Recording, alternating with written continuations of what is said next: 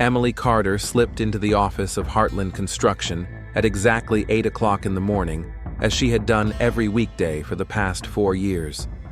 Her heels clicked steadily on the marble floor of the lobby, reflecting the confidence of a woman who knew her place in the world. At 35, she was the financial manager of one of the most successful construction companies in the Midwest, owned a house in the prestigious Shady Oaks neighborhood, and drove a silver BMW X5 parked in her personal spot. "Good morning, Mrs. Carter," her secretary Linda greeted her, handing her a stack of documents and a cup of coffee at exactly the temperature Emily liked. "Thank you, Linda. What do we have today?" "A meeting with investors about the Maple Street project at 10, a call from the bank about the line of credit at 11:30, and Mr. Heartland wants to see the quarterly earnings reports before lunch." Emily nodded as she glanced at her calendar. A typical day filled with numbers, percentages, and negotiations. This was the life she had worked for: predictable, controlled, successful. Outside the window of her corner office on the 6th floor, construction cranes were erecting a new residential complex. Each of these projects had passed through her hands, and every financial transaction required her signature. She opened her laptop and immersed herself in reports, but for a moment, her gaze lingered on a photo on her desktop: David and Sophia at a picnic last summer. David was smiling broadly, hugging his 8-year-old daughter, while Sophia showed the camera her missing front tooth. The perfect family, the perfect life. Emily quickly looked away and focused on the screen. The numbers were honest, unlike so much else in her life. At that same moment, 20 miles from downtown Springfield, Detective Sarah Mitchell stood by a broken window of an abandoned warehouse on the industrial outskirts of the city. Shards of glass crunched under her boots as she surveyed the scene of yet another burglary. The third in a month in this area. Someone was clearly targeting warehouses. "Same modus operandi," she said to her partner, Detective Rico Sanchez, pointing to the broken lock. "Professional tools, no unnecessary damage. The guy knows what he's doing." Sarah had been with the Major Crimes Division for 12 years, but routine cases like this still required careful investigation. At 38, she had learned to read crime scenes like open books. Every scratch, every mark told a story. "Look," Rico pointed to a boot print in the dust. "Size 10, corrugated sole, work boots." Sarah photographed the footprint and looked around. The warehouse belonged to a local electrical company, and several $1,000s worth of copper wiring had been stolen. Nothing special, except for a series of similar thefts. Someone was methodically robbing industrial facilities, choosing easy prey, and avoiding guarded areas. "Let's check the surveillance cameras in the area," she said, taking out her notebook, "and talk to the security guards at neighboring businesses. Maybe someone saw suspicious cars." Detective work required patience and methodicalness. Most crimes were solved not because of flashes of genius, but because of meticulous evidence collection and analysis of facts. Sarah knew this and did her job conscientiously, even when cases seemed routine. At 5:30 in the evening, Emily parked near a 2-story house in Shady Oaks. A neat lawn, a white fence, flower beds with autumn chrysanthemums, a classic American suburb for middle-class families with high incomes. They had bought the house 3 years ago when David got a promotion at the electrical engineering company, and Emily got a raise. "Mommy!" Sophia ran out to meet her as soon as Emily opened the door. The 8-year-old girl with chestnut braids and freckles on her nose hugged her mother tightly. "Dad's making spaghetti!" David appeared in the kitchen doorway, wiping his hands with a kitchen towel. At 38, he had retained the slim build and boyish charm that had attracted Emily 7 years ago. An electrical engineer by profession, he was a calm, reliable man, the complete opposite of the type of men who had attracted her in her youth. "How was work?" he asked, kissing his wife on the cheek. "The usual. Negotiations, reports, numbers," Emily said, taking off her shoes and walking into the living room. "How about you?" We've been installing a new substation on the east side. We should be finished tomorrow." They sat down to dinner in the dining room. Sophia talked enthusiastically about her school project on dinosaurs, and David listened with genuine interest. Emily smiled and nodded in the right places, but her thoughts were far away. Sometimes, in moments like these, she almost forgot the burden she had been carrying in her heart for the past 4 years. "Mom, will Dad take me to the skating rink tomorrow?" Sophia looked at her hopefully. "Of course, dear, if Dad promised." "I promised," David winked at his daughter, "but only if you do your homework." After dinner, when Sophia went to bed, Emily and David stayed in the living room. He read technical literature, and she looked through work emails on her tablet. It was a quiet family evening, one of many they had had. Remember we have a party at the mill house on Saturday?" David said, without looking up from his book. Emily froze. For a second, she thought he had said a different name, a name she was trying to forget. But no, it was the mill house, their neighbors. "Yes, of course, I'll bring dessert." "Great." Jim promised to show off his new grill. She nodded and returned to her tablet, but the letters blurred before her eyes. Sometimes the past crept up on her at the most unexpected moments, when she heard a familiar name, saw an old model car, or simply smelled a certain cologne in the elevator. Then the 4-year-old wall she had so carefully built around her memories began to crack. Later, when David fell asleep, Emily lay in the dark and stared at the ceiling. Outside the window, the autumn wind howled, bending the branches of the old oak tree in the yard. At moments like these, she allowed herself to think about what she had carefully suppressed during the day. 4 years ago, her life had been completely different. She worked for the same construction company, but in a lower position. She lived in a small apartment on the outskirts of town, drove a used Honda, and dated a man who made her heart beat faster: Norman Collins. Even now, after all this time, that name evoked mixed feelings in her. He was a project manager, ambitious and talented, with plans to start his own company. They dated for almost 2 years, and Emily believed he would change her life. In a way, he did, just not in the way she expected. Emily turned on her side and looked at David as he slept. His face was calm, his breathing steady. He knew nothing about her past, how she got her current job, why they had enough money for the down payment on their house. David believed her story about the inheritance from her grandmother and successful investments. Some secrets are better kept buried. Some pasts are better left in the past. But even as she thought this, Emily knew it was impossible to forget completely. The past had a way of coming back when you least expected it. And when it did, her carefully constructed life could collapse like a house of cards. Outside the window, the wind picked up, and somewhere in the distance, a siren wailed. Emily closed her eyes and tried to sleep, unaware that hundreds of miles away from her cozy home, the man she had betrayed fell asleep every night with thoughts of revenge. The Illinois State Penitentiary in Menard resembled a small town surrounded by 3 rows of electrified barbed wire.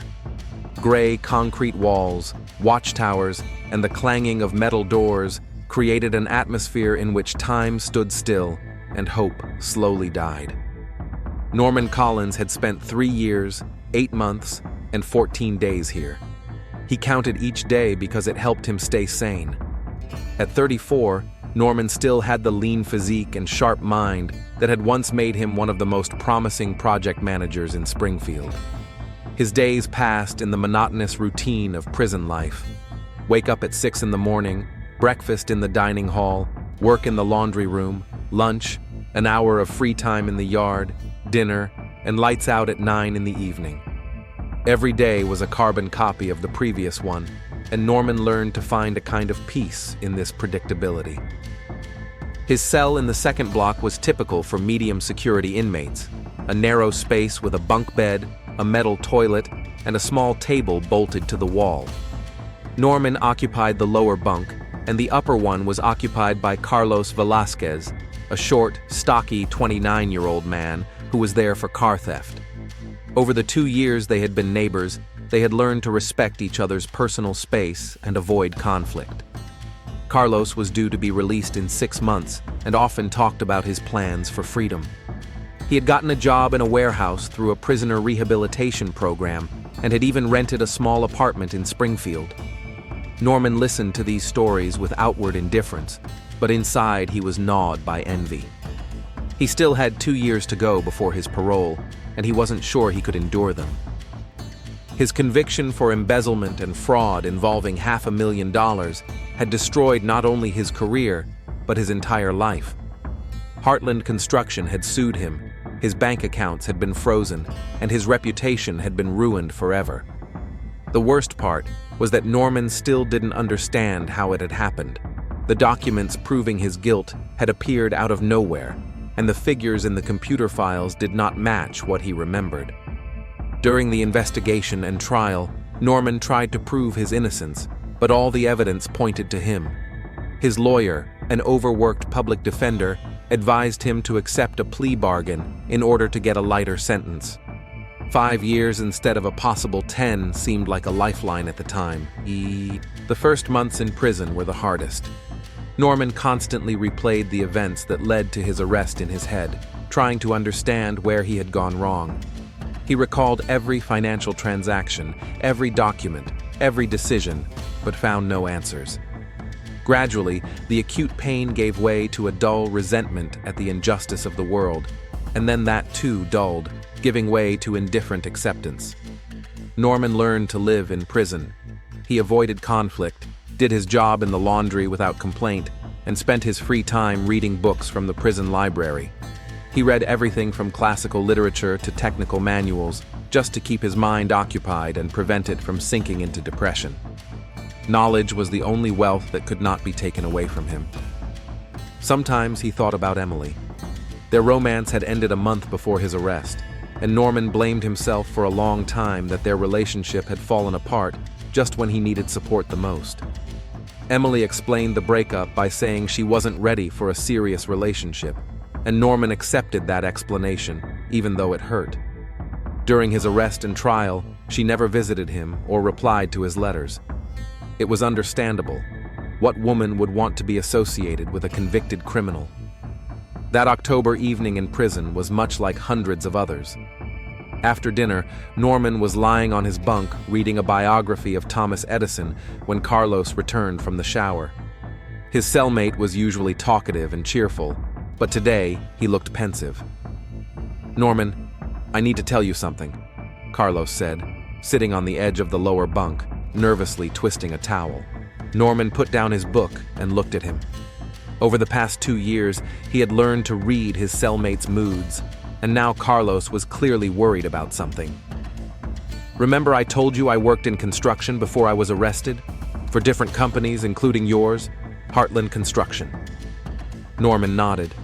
Carlos had mentioned it several times, but they had never discussed the details.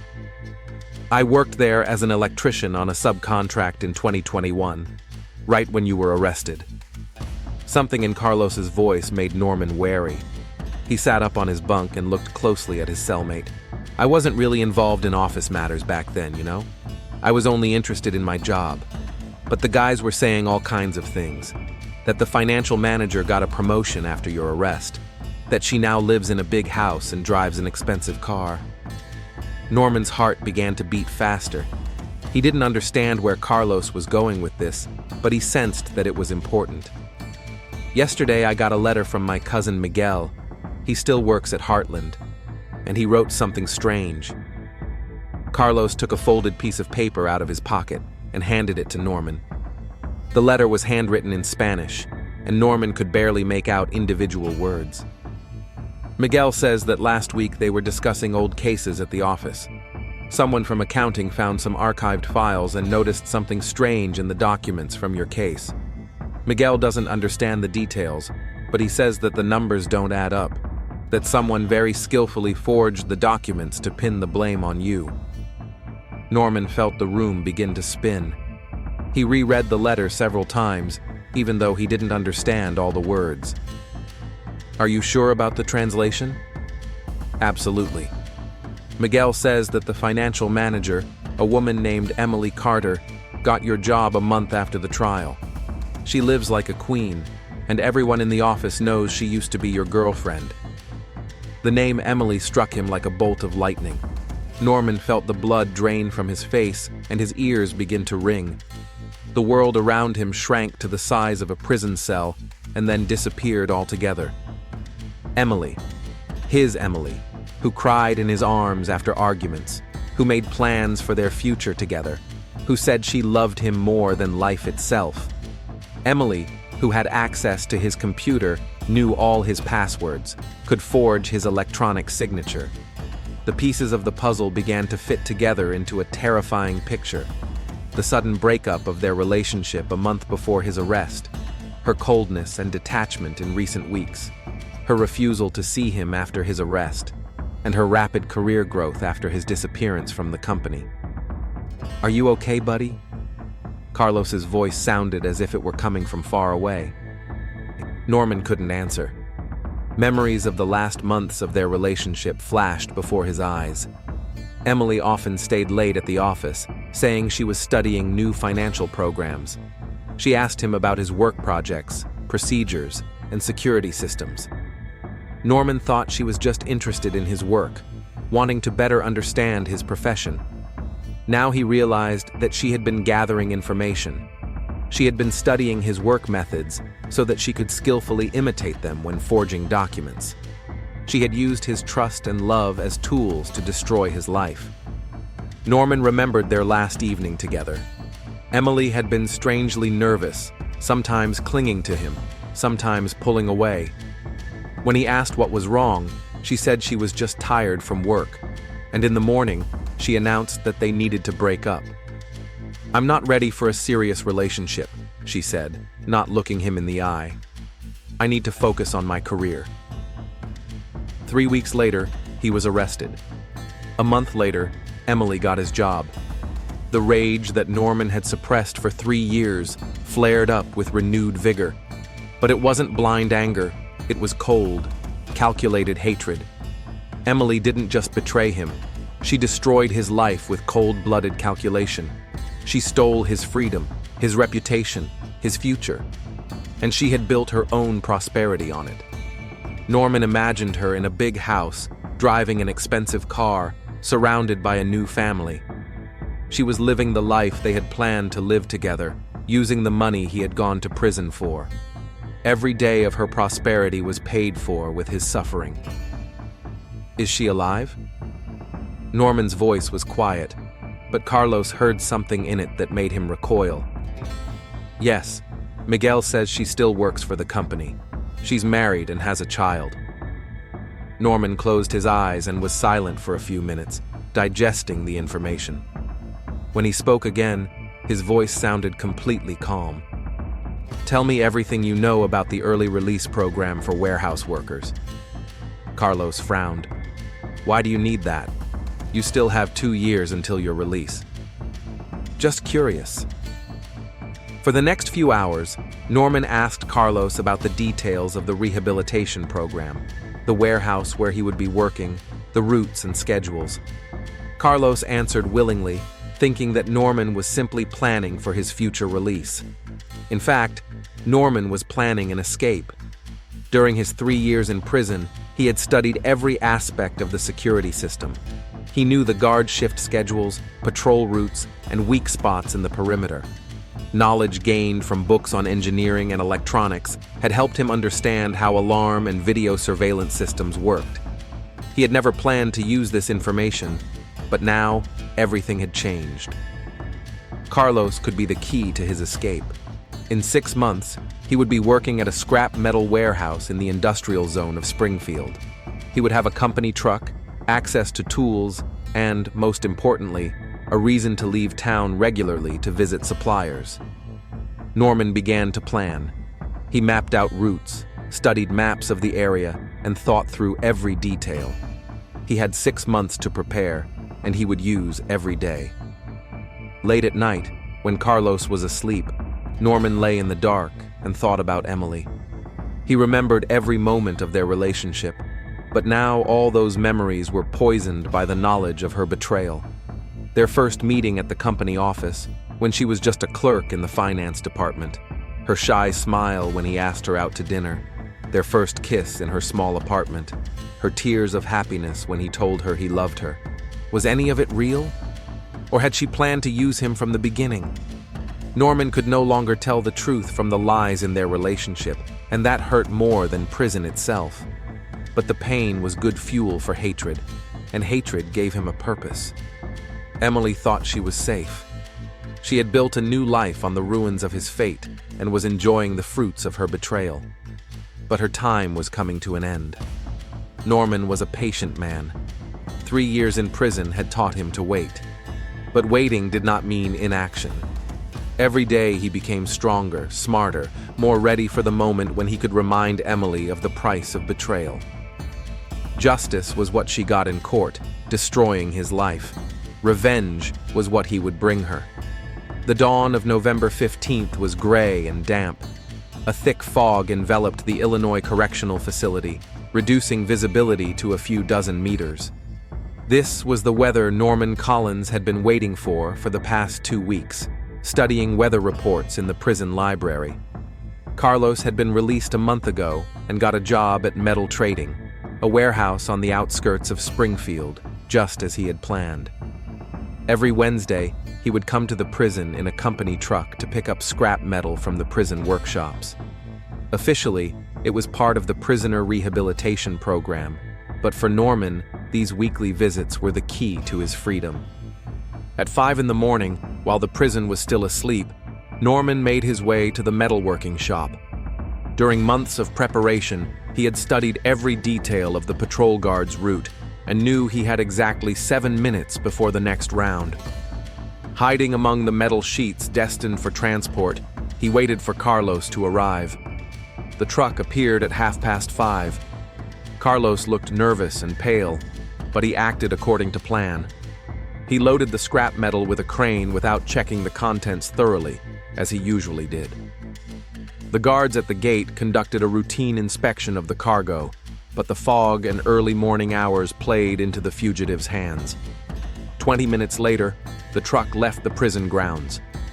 Norman only came out of his hiding place when they were several miles away from the correctional facility. Carlos stopped the truck on a deserted country road, and Norman moved into the cab. "Damn it, Norman, I hope you know what you're doing," Carlos said, nervously biting his lip. "It'll be fine. In a few hours they'll realize I'm gone, but by then the trail will have gone cold." At 7 in the morning, the usual prisoner count began. Norman's absence was not immediately noticed. His cellmate, as agreed, said he was in the medical unit. But by 8 o'clock, it was clear that prisoner number 47291 had disappeared. The prison was immediately locked down. Sirens wailed over the gray buildings, and hundreds of guards and volunteers began combing the grounds. But Norman was already 50 miles from his place of confinement, in an abandoned warehouse on the outskirts of the Springfield industrial zone. Carlos had brought him civilian clothes, some money, and fake documents purchased from a counterfeiter he knew. Norman became James Rivers, a temporary worker looking for a job in the construction industry. "This is all I can do for you," Carlos said, handing him a backpack with supplies. "We won't see each other again. If you get caught, you don't know me." Norman nodded. He understood that Carlos was risking his freedom by helping him escape, and he was grateful for that. But now he was alone with his mission. Norman spent his first days of freedom exploring the new Springfield. The city had changed in 4 years. New residential complexes, shopping centers, and office buildings had appeared. But the industrial zone where he had been hiding remained as dreary and deserted as ever. Norman rented a room in a cheap motel under the name James Rivers, paying cash by the day. The clerk, an elderly man with nicotine-stained fingers, didn't even look at his documents properly. People who didn't want to leave any traces came to places like this. Gradually, Norman began to study Emily Carter's life. He knew she was still working at Heartland Construction, and he began his surveillance from the company's office building in the city center.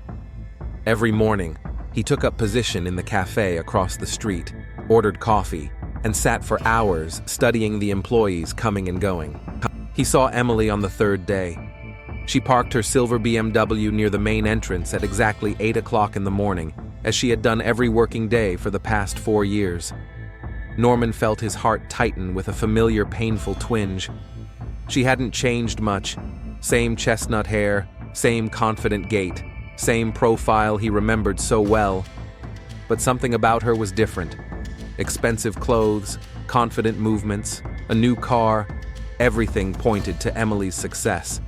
Success built on his ruined life. Norman followed her for several days, studying her roots and habits. Emily drove her daughter to school every morning at 7:30, then went to work. At lunchtime, she sometimes met her friends at a restaurant near the office. In the evening, she picked up her child from after-school care and drove home. The house in Shady Oaks impressed Norman with its elegance. It was a 2-story building with a neat lawn, a white fence, and flower beds. It was exactly the kind of house they had dreamed of buying together when they were planning their future. Now, Emily lived in that house with another man and someone else's child. Norman spent his evenings sitting in a rented car on the next street, watching the lit windows of the house. He could see the silhouettes of the family behind the curtains, Emily in the kitchen, the man with the child in the living room, family dinners at the large table.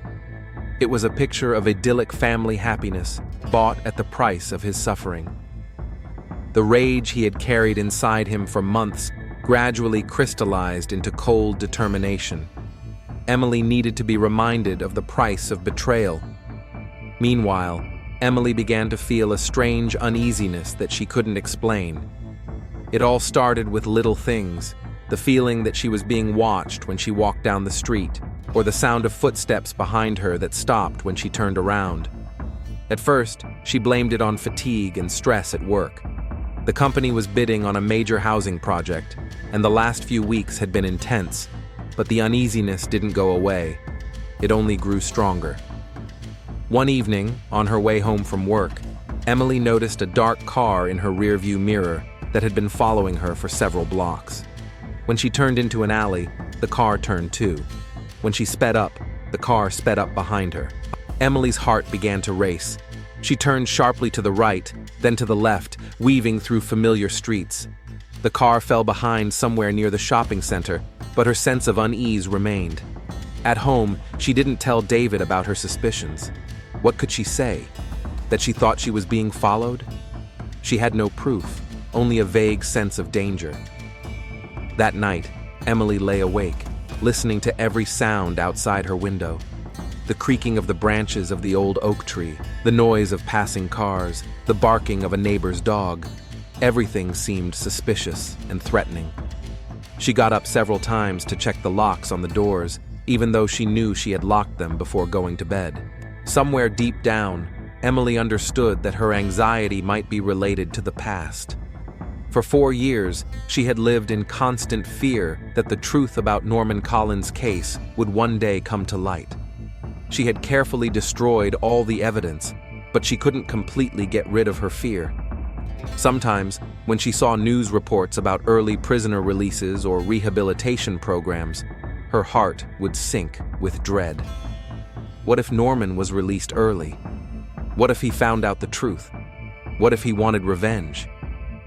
Emily pushed these thoughts away, reminding herself that Norman had no way of knowing about her role in his conviction. All the documents had been done professionally, all traces covered. Even if he suspected something was wrong, he would not be able to prove anything. But the fear was irrational.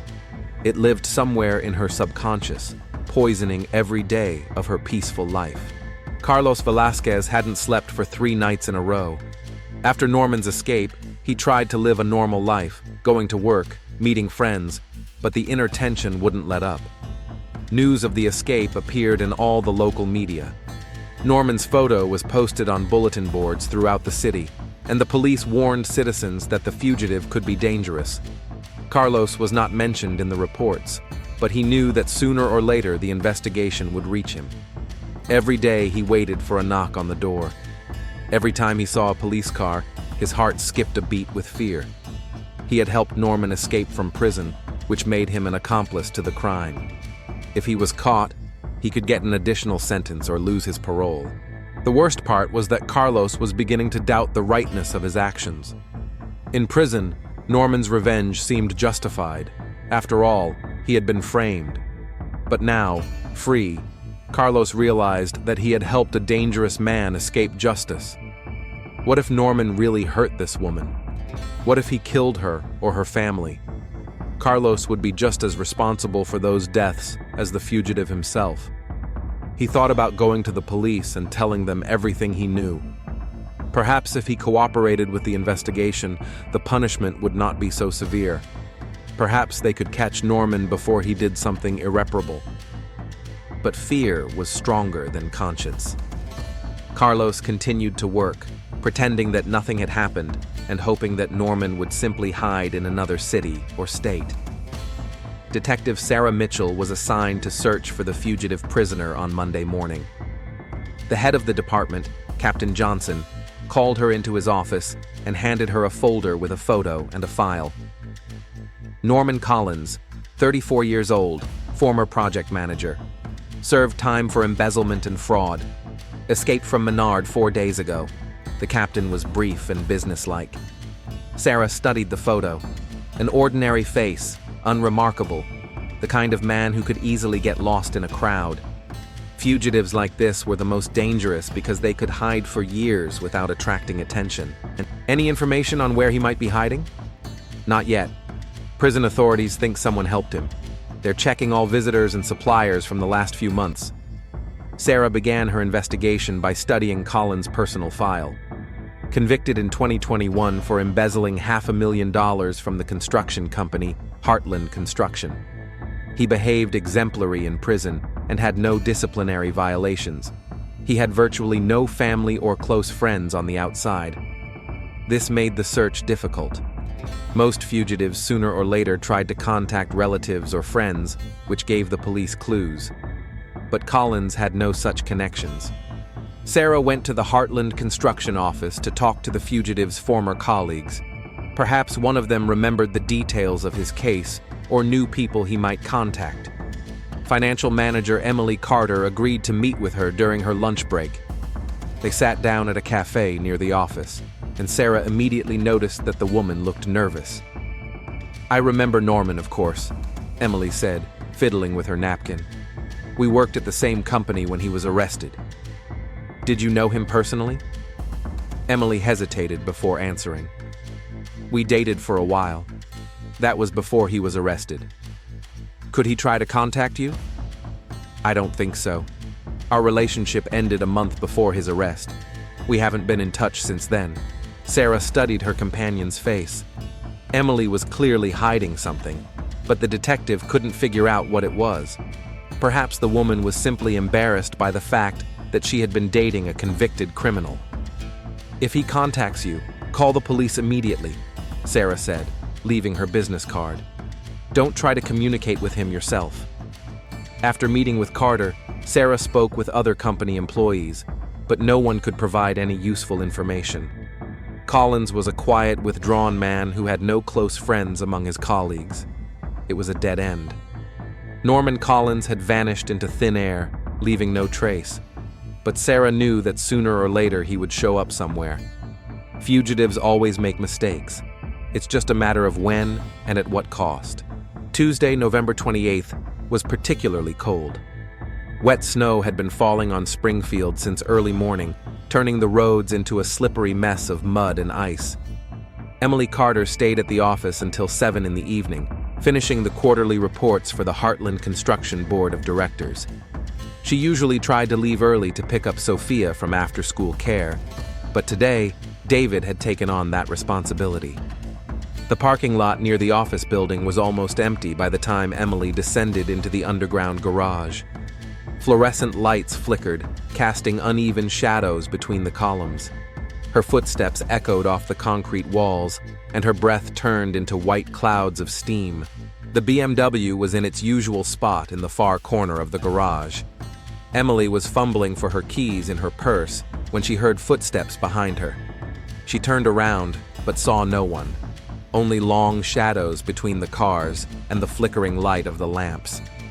Her heart began to beat faster. The feeling of unease had not left her in recent days, and now it had reached its peak. Emily quickened her pace, but the footsteps behind her followed her relentlessly. Emily! The voice made her freeze. A familiar voice, but one that had changed over the years, one she hoped she would never hear again.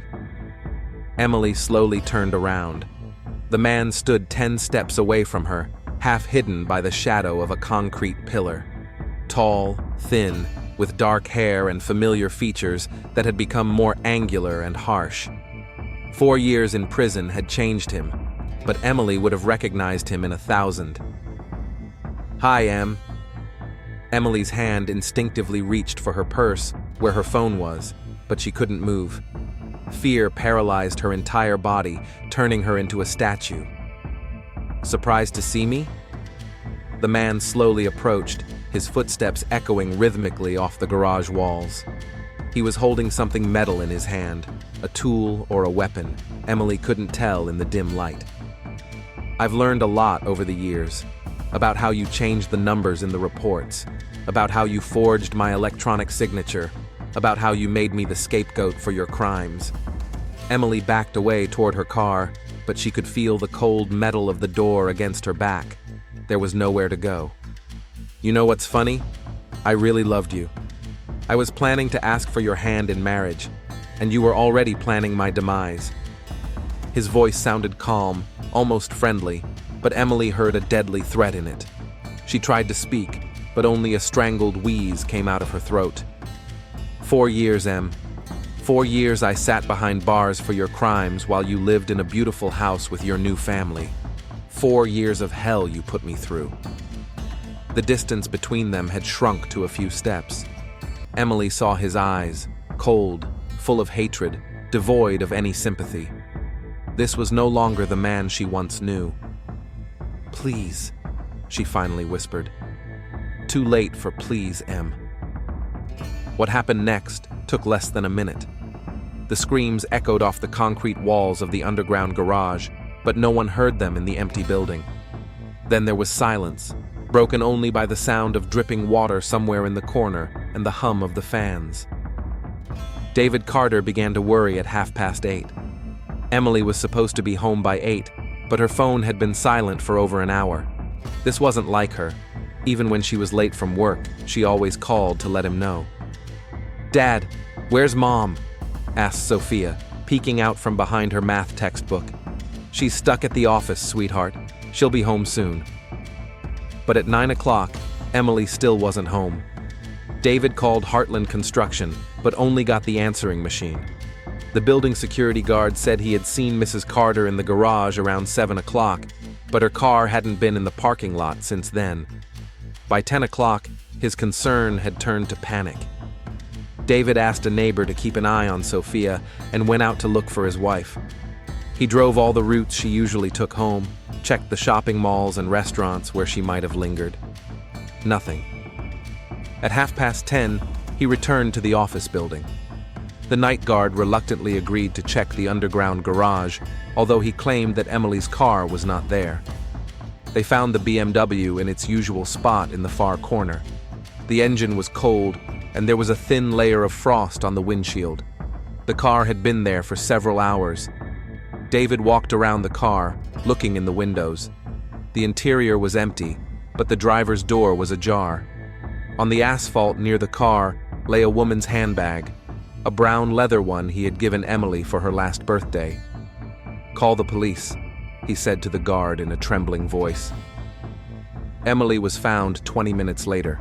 She was lying between two cars 30 meters from her BMW, in a pool of blood that had already begun to freeze on the cold concrete. Her chestnut hair was scattered around her head, and her eyes stared lifelessly at the garage ceiling. David collapsed to his knees next to his wife's body, ignoring the blood soaking his jeans. He tried to find her pulse, breathe into her mouth, and perform CPR, even though he knew it was too late. The security guard pulled him away from the body and called an ambulance, even though it was obvious to everyone that there was nothing that could be done. Detective Sarah Mitchell arrived at the scene at 11:47 p.m. The underground garage was already cordoned off with yellow tape, and forensic technicians were photographing the murder scene. The bright flashes of the cameras turned the gloomy space into something resembling a theater stage. Sarah put on latex gloves and cautiously approached the body. Emily Carter was lying on her back, her arms spread out to the sides. She had multiple stab wounds to her chest and abdomen, and signs of a struggle on her hands and face. The killer had acted in a rage, striking even after the victim had stopped resisting. "What do we know about the victim?" she asked Detective Rico Sanchez, who was on duty. Emily Carter, 35 years old, financial manager for a construction company. Married, has an 8-year-old daughter, found by her husband around 11 o'clock at night. Sarah examined the crime scene. The victim's purse was lying near her car, its contents partially spilled onto the asphalt. Her wallet was untouched. Her jewelry was still there. This was clearly not a robbery. Any witnesses? The building security guard says he saw her around 7 in the evening. She was going down to the garage to her car. No one else was in the building. All the employees had gone home. Sarah walked over to the victim's BMW. The car was locked, and the keys were next to the purse. Apparently, Emily hadn't even had time to get behind the wheel. Surveillance cameras? The system in the garage hasn't been working for 6 months. The management company was planning to repair it. Convenient, Sarah thought. Either the killer knew about it, or he was just lucky. The body was taken to the morgue around 1 in the morning. David Carter was sent home to his daughter, with a promise to contact him in the morning for an official statement. Sarah stayed behind, studying every detail. The murder was personal. The multiple stab wounds indicated strong emotions, hatred, rage, a thirst for revenge. The perpetrator knew the victim personally and had probably planned the murder for a long time. Sarah remembered her recent meeting with Emily Carter in connection with the search for the fugitive Norman Collins. The woman had seemed nervous then, clearly hiding something. And now, she was dead. Coincidence? Sarah didn't believe in coincidences. The next morning, the homicide department gathered to discuss the Carter case. Captain Johnson chaired the meeting, and Sarah reported on the initial findings. The victim is Emily Carter, 35 years old, financial manager at Heartland Construction. She was killed last night in the underground garage of an office building by multiple stab wounds. The murder weapon has not been found. Sarah showed photos from the crime scene on the projector. There are no signs of robbery. Her purse, jewelry, and phone are all still there. This was a personal murder. "Any theories?" asked the captain. "Several possibilities. The first is a family conflict. The victim's husband had the opportunity to commit the murder, although his alibi needs to be checked more thoroughly." Detective Sanchez raised his hand. "I spoke with the Carters' neighbors this morning. They all described them as the perfect family. No arguments, conflicts, or suspicious activity." "Okay, but let's check their bank accounts, insurance policies, and debts. Perhaps the husband had financial motives." Sarah moved on to the next slide. The second theory is a conflict at work. The victim held a high position in a large construction company. Perhaps one of her colleagues or clients had a grudge against her. "The construction business is a dirty business," one of the detectives remarked. "Lots of cash, connections with shady characters. Maybe she knew something or got involved in something. Let's check all her work projects for the last 6 months. Talk to her colleagues. Study her business correspondence." Sarah paused before the next point. "The third theory is revenge by escaped convict Norman Collins." The room grew quiet. Everyone knew about this case. Collins was serving time for embezzling funds from the same company where the victim worked. They were dating before his arrest. He escaped from prison 2 weeks ago and has not been found yet. "The timeline fits," said the captain. "Did he have a motive?" "It's unclear at this point. Officially, they broke up a month before his arrest. But perhaps he blames her for his problems or feels she betrayed him." Sarah closed her presentation. "I suggest we work on all 3 lines of inquiry simultaneously. Sanchez will check the family angle, Thompson will look into the victim's work connections, and I'll search for Collins." "Agreed," nodded the captain. "And remember, the press has already gotten wind of the murder. They'll be asking uncomfortable questions about security in the city.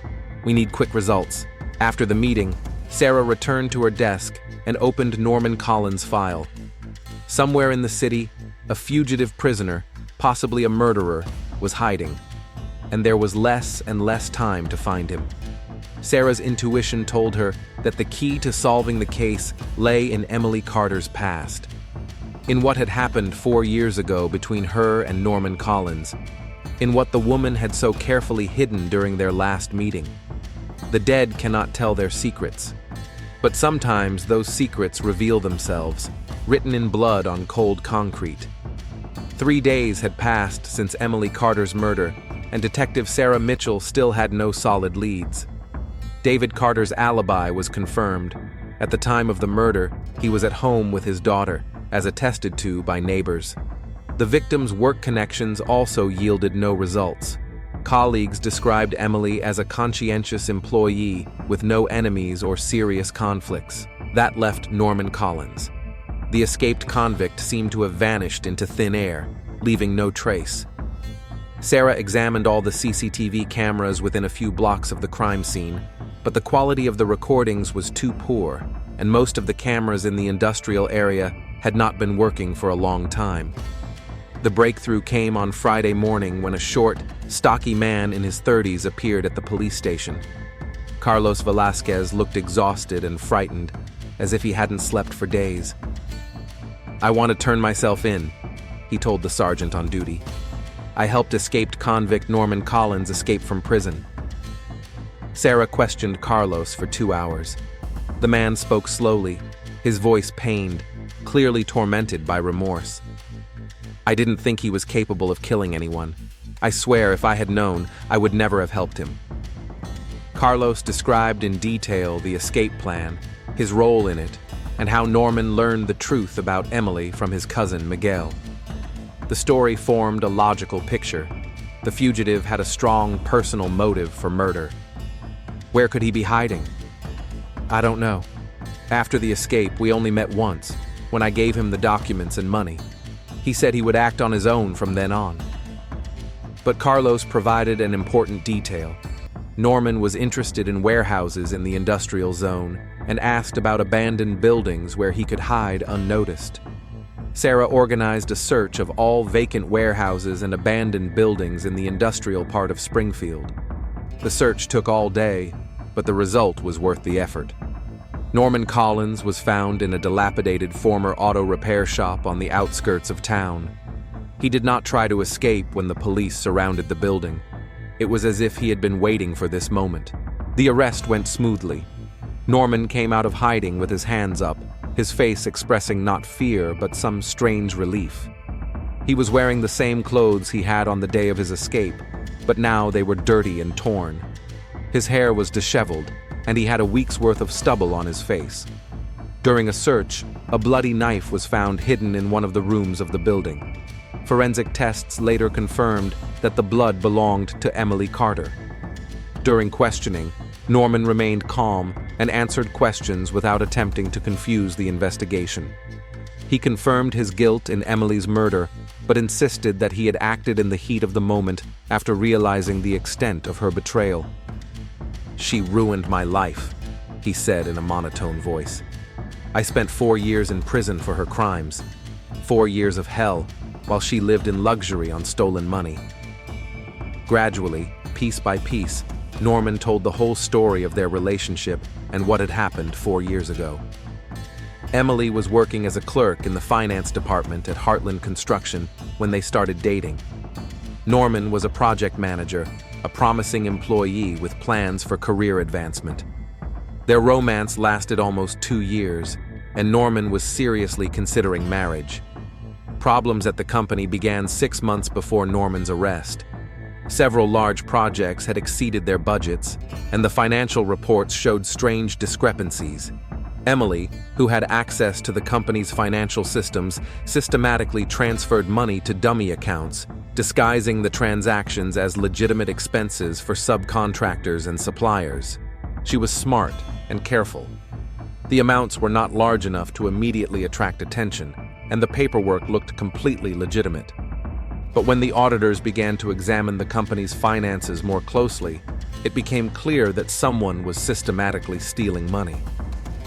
Emily realized that she could be exposed and decided to find a scapegoat. Norman was the perfect choice. He had access to project documentation, knew the passwords to many systems, and, most importantly, trusted her so much that he didn't check the documents she asked him to sign. A month before the arrest, Emily began preparing for the setup. She copied Norman's electronic signature, forged several key documents, and created false entries in the computer systems. All the evidence pointed to Norman as the mastermind behind the embezzlement scheme. The breakup of their relationship was part of the plan. Emily couldn't stay with a man she was going to put in prison. It would have looked suspicious. So she initiated the breakup under the pretext of not being ready for a serious relationship. 3 weeks later, Norman was arrested. The evidence was so compelling, and his lawyer was so overwhelmed with other cases, that there was virtually no chance of fighting it. Norman agreed to a plea bargain, receiving 5 years instead of a possible 10, and Emily got a promotion. As a sign of the company's trust in an employee who helped uncover financial fraud, as stated in the official announcement. The stolen money was never found. It ended up in accounts that only she had access to. While Norman was telling his version of events, Detective Mitchell was checking his story. Financial records from 4 years ago did indeed show irregularities in the paperwork from that period. Several transactions had Norman's signature, but the timestamps on the computer files did not match his presence in the office. A forensic expert examined the archived documents and confirmed that several key papers had been forged. Norman's electronic signature had been copied and used without his knowledge. Bank records showed that a month before Norman's arrest, Emily had suddenly gained access to a large sum of money, which she officially declared to be an inheritance from her grandmother. This money was used to make the down payment on the house in Shady Oaks. The picture was becoming clearer. Emily Carter had indeed framed her lover to cover up her own crimes. Norman had served 4 years for someone else's guilt, while the real criminal enjoyed the fruits of her schemes. The news of the case's resolution reached David Carter 3 days after Norman's arrest. Detective Mitchell came to his home in person to explain the situation. It was one of the hardest parts of her job, telling relatives the truth about victims. David listened silently, his face gradually turning pale. Sophia was at school, so they could speak openly. "Are you saying my wife was a criminal?" "The evidence is quite compelling, Mr. Carter. Your wife systematically stole money from the company and framed an innocent man." David sank into a chair, covering his face with his hands. All his ideas about his wife, their marriage, their family were crumbling before his eyes. The house, the car, all our prosperity, it's stolen money? Sarah nodded. She genuinely felt sorry for this man who had suddenly learned that he had been living a lie for the past few years. What will happen to us now? To Sophia? Those are questions for your lawyers and insurance company. You may have to return some of the property purchased with stolen money. After the detective left, David sat for a long time in the empty house, trying to understand how he could have missed everything. Were there signs, clues that he had ignored? He remembered Emily's strange nervousness in recent weeks, her anxiety and fears. Now he understood. She was afraid that the truth would come out, afraid of paying for her crimes. In the evening, when Sophia came home from school, David tried to explain to her what had happened. The 8-year-old girl couldn't understand all the nuances, but she sensed that their lives had changed forever. "Daddy, was Mommy bad?" "Mommy did a bad thing, sweetheart, but she still loved us." David had to believe that. Otherwise, the last few years would have been meaningless. Norman Collins' trial took place 6 months later. The prosecution insisted on a first-degree murder charge, but the defense presented mitigating circumstances: 4 years in prison for crimes the defendant did not commit. Public opinion was divided. Some considered Norman a victim of the system, while others argued that nothing justified murder. The media actively covered the case, turning it into a symbol of the injustice of the judicial system. In the end, the jury found Norman guilty of second-degree murder. The judge sentenced him to life imprisonment without the possibility of parole. When the sentence was announced, Norman showed no emotion, as if he had long since come to terms with his fate. "Justice has finally prevailed," he said in his final statement. Even if it is 4 years late. Emily Carter's case was officially reviewed. She was posthumously found guilty of embezzlement and fraud. Norman Collins was fully rehabilitated in the first case, but that could not bring back the years he had lost. The Heartland Construction Insurance Company filed a lawsuit against Emily's heirs for damages. David and Sophia had to sell their house and car and move to a small apartment on the outskirts of town. David took on an extra job to provide his daughter with a decent life. Carlos Velasquez received a 2-year suspended sentence for helping the prisoner escape. His cooperation with the investigation was accepted as a mitigating circumstance.